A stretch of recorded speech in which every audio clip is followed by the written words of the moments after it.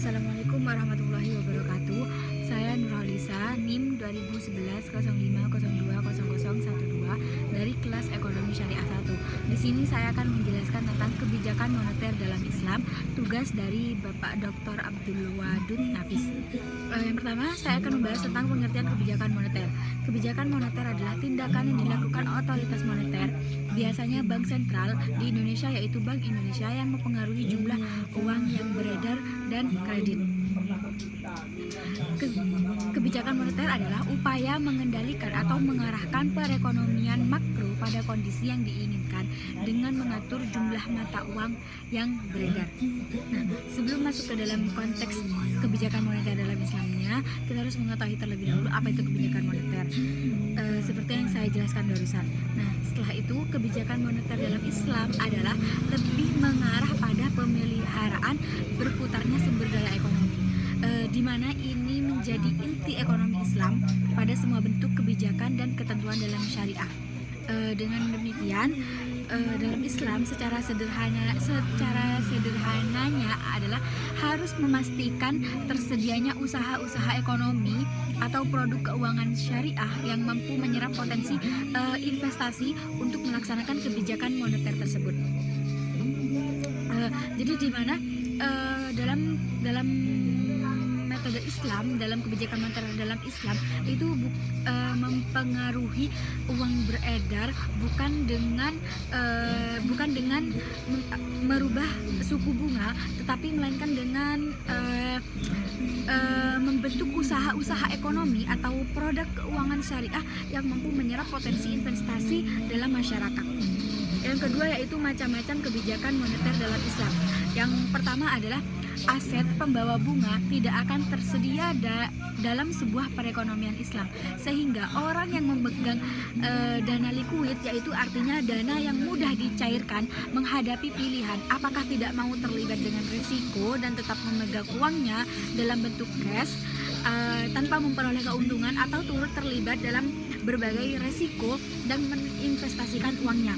Artinya di sini dalam perekonomian Islam itu untuk pemilik uang yang lebih atau untuk penyalur dana itu bisa menabungkan uangnya dalam bentuk tabungan Islam, di mana keuntungannya itu bukan terhadap bunga, tetapi keuntungannya nanti di akhir, yaitu yang dinamakan bagi hasil.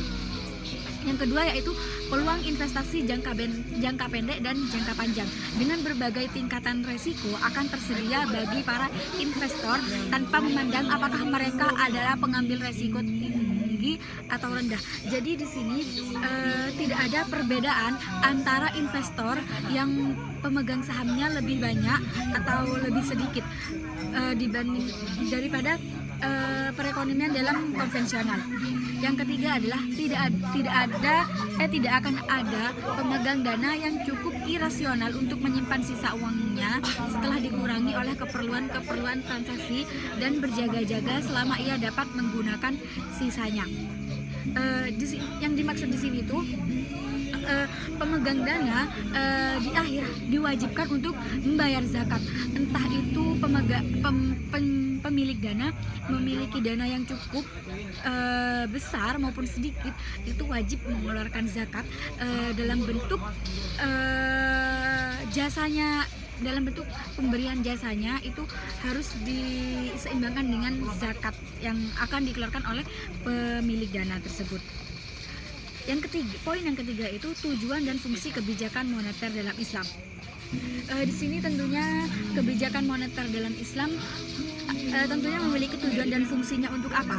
Yang pertama saya akan membahas tentang fungsi kebijakan moneter, yaitu menjaga stabilitas ekonomi, menjaga kestabilan harga, meningkatkan kesempatan kerja, memperbaiki neraca perdagangan dan neraca pembayaran. Di sini dalam konteksnya ekonomi makro itu dalam konteksnya membahas tentang perekonomian negara, di mana di dalam ekonomi makro ini membahas tentang perekonomian negara, sepertinya menjaga kestabilan perekonomian negara, yaitu seperti inflasi, deflasi, seperti itu. Dan tujuan kebijakan moneter yang pertama, kesejahteraan ekonomi yang dengan kesempatan kerja penuh dan laju pertumbuhan yang optimal. Kenapa diperlukan laju pertumbuhan optimal? Karena di sini akan merujuk kepada kelayakan masyarakat nantinya. Yang kedua yaitu keadilan sosial ekonomi dan distribusi pendapatan dan kekayaan yang merata. Jadi di sini tidak ada perbedaan antara yang kaya atau yang miskin. Jadi nantinya tidak akan ada istilah yang kaya semakin kaya dan yang miskin semakin miskin.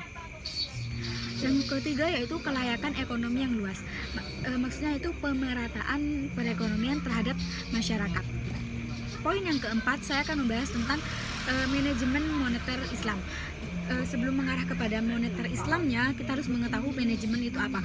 Manajemen sendiri adalah pengelolaan atau penataan atau tatanan, dan moneter Islam telah saya jelaskan tadi, moneter adalah usaha pemerintah untuk mengarahkan perekonomian negara. Jadi manajemen moneter Islam adalah pengelolaan, pengarahan kebijakan pemerintah dalam konteks Islam, yaitu dalam strategi manajemen moneter Islam, ketika ada penurunan actual return dari investor sektor real atau kondisi ekonomi sedang lesu seperti halnya saat ini yaitu pandemi, hal ini akan direspons oleh para pemegang dana untuk mengurangi investasinya dan cenderung lebih senang memegang uang kas real, di mana pemegang dana di sini akan menarik uangnya kembali dan mereka akan memberikan zakat kepada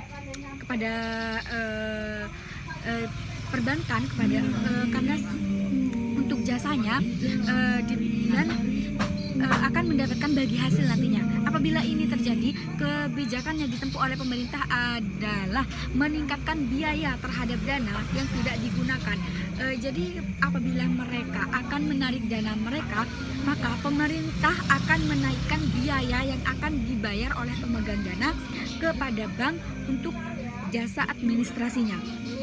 Dan kebijakan ini akan memosisikan pemegang dana menanggung sejumlah biaya dari pengangguran uang. Akibatnya mereka akan menginvestasikan uangnya dan menurunkan permintaan uang kas real. Jadi intinya di sini tuh pemerintah akan meningkatkan biaya administrasinya, bukan dalam hal bunga, karena dalam konteks ekonomi Islam bunga itu tidak ada dan tidak boleh riba. Jadi di sini akan meningkatkan biaya administrasi, yaitu mereka harus membayar zakat lebih kemungkinan.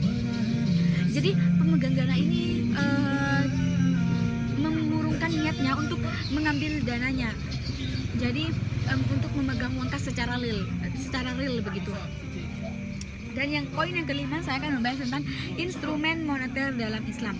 Instrumen tersendiri adalah istilahnya, instrumen adalah anjuran kepada kita dalam moneter dalam Islam. Jadi di sini adalah instrumen kebijakan moneter. Yang pertama ada operasi pasar terbuka. Apa operasi pasar terbuka tersebut? Operasi pasar terbuka adalah cara mengendalikan uang yang beredar dengan menjual atau membeli surat berharga pemerintah.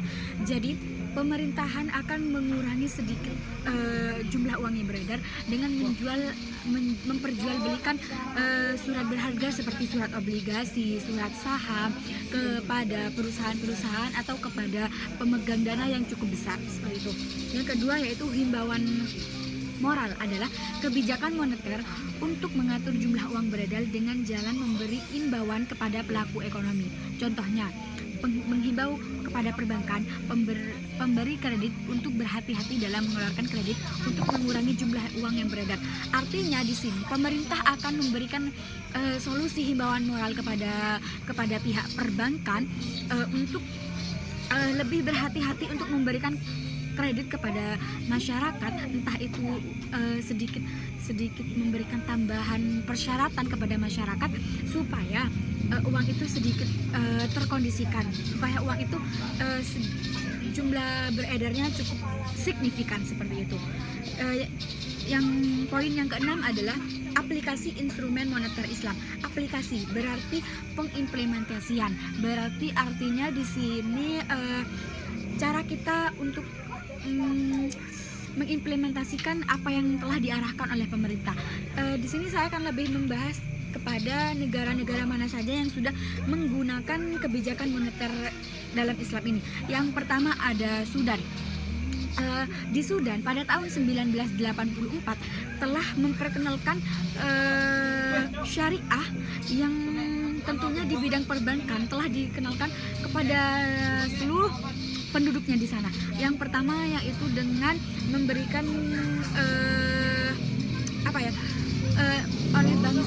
oleh Bank Sentral Sudan dalam operasionalnya adalah yang pertama, bank-bank komersial harus mencapai dan memelihara rasio likuiditas sebesar 10% dari giro dan tabungan dalam bentuk mata uang lokal. Jadi di sini artinya bank-bank komersial, artinya bank-bank yang masih konvensional itu memelihara rasio likuiditas, memelihara rasio uang untuk dicairkan adalah 10% dari giro, dari tabungan giro, dan tabungan lokal dalam bentuk mata uang lokal. Jadi di sini tabungan itu dalam bentuk uang lokal, bukan dalam bentuk mata uang asing, seperti itu.